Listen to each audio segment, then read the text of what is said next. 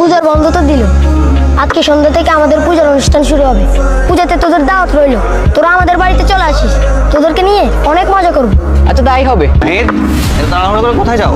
মানে ওদের পূজা দেখতে যাবো আর কি। তোমার হিন্দু বন্ধু কি কখনো আমাদের ঈদুল আজহা আসছিল? না। আমরা আমাদের কোরবানিতে যে গরু জবাই করি তাকে তারা কি বলে ডাকে জানো? মা বলে ডাকে। ওরা জানে ওদের মাকে জবাই করা হচ্ছে, তাই ওরা কোরবানিতে আসে না। আর তুমি জানো না পূজা তোরা আল্লাহর সাথে শিরক করে, তাহলে তোমরা কেন সেখানে যাবা? আচ্ছা ঠিক আছে ভাইয়া, আমি যাবো না। নাহিদ, তোদেরকে এত করে বললাম পূজা আসতে।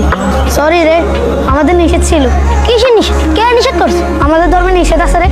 আমরা যেমন কোরবানি দিই, তোদের ধর্মের গুরুত্বপূর্ণ একটা পশুকে জবাই করি, এই জন্য তোরা আমাদের উৎসবে আসিস না।